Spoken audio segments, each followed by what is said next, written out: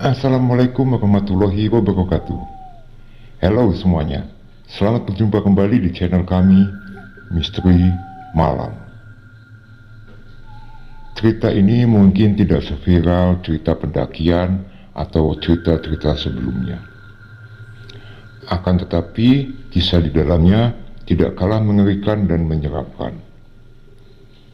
Kisah ini memuat pesan moral yang luar biasa, membuat kita akan berpikir 1000 kali untuk bertindak sebelum semuanya menjadi sebuah penyesalan.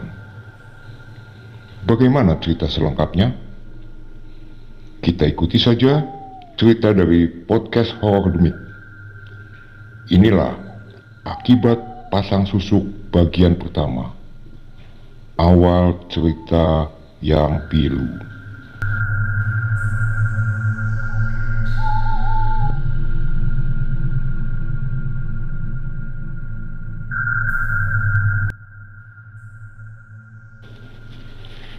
Pelosok di salah satu perkampungan di Jawa Barat menjadi saksi persekutuan Yani dengan jin.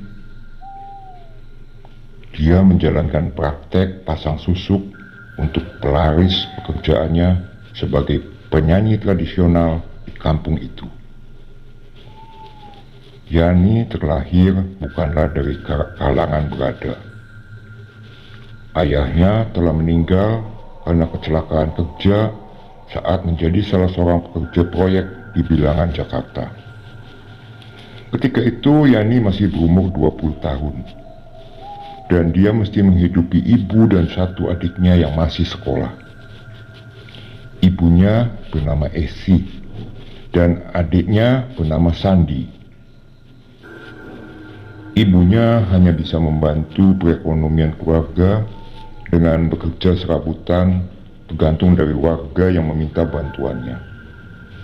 Tak ada penghasilan pasti dari pekerjaan ibunya itu dibanding dengan penghasilan Yani sebagai seorang penyanyi tradisional yang mendapat bayaran lumayan tinggi dari penampilannya dari panggung ke panggung.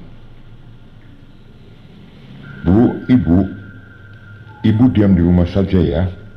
Biar Yani yang kerja cari uang buat ibu sama Sandi, ucap Yani melihat iba kepada ibunya.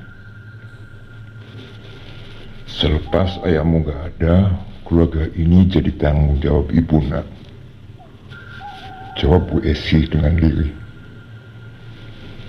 Tapi ibu udah gak muda lagi, ibu harus istirahat. Biar Yani yang capek bu, Yani bisa kok, kata Yani menatap mata ibunya. Air mata Bu Esi tak terasa mengalir. Situasi yang begitu mengharukan di mana sang anak merasa iba kepada ibunya dan menanggung semua tanggung jawab. Bu Esi memeluk Yani, tanda keterpaksaan menyetujui keinginan anaknya itu. Yani memang berbakat di bidang tarik suara. Bahkan dia pernah meraih juara 1 perlombaan bernyanyi yang diselenggarakan di kampungnya. Bakat Yani tercium oleh pemilik grup tembang yang bernama Opik, yang memang saat itu sedang membutuhkan vokalis. Karena vokalis lama memilih untuk pensiun dini dengan alasan mengikuti suaminya yang tinggal di Kalimantan.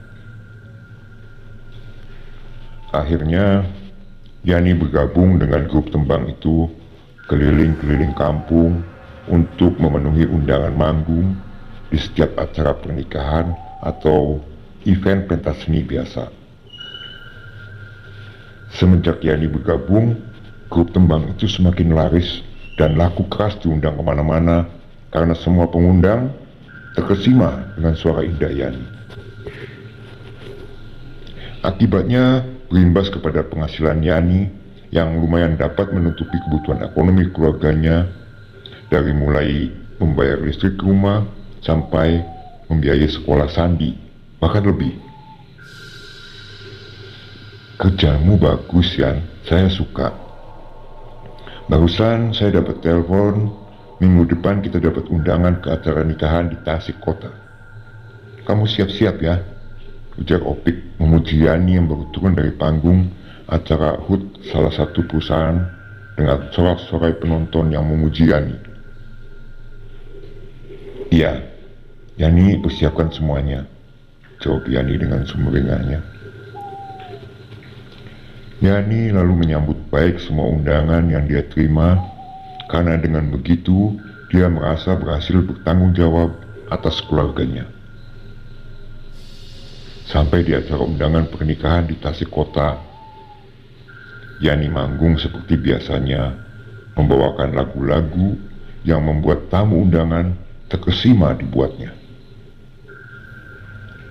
Bertahun-tahun dia alami masa seperti itu, sampai suatu ketika ujian bagi grup tembangnya datang.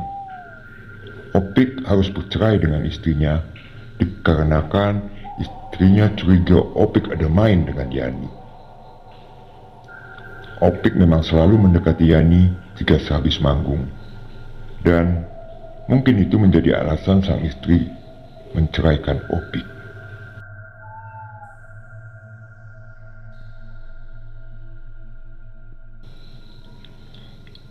Inilah bagian pertama dari cerita Akibat Pasang Susuk yang sumber ceritanya kami ambil dan seizin podcast Horor Demik.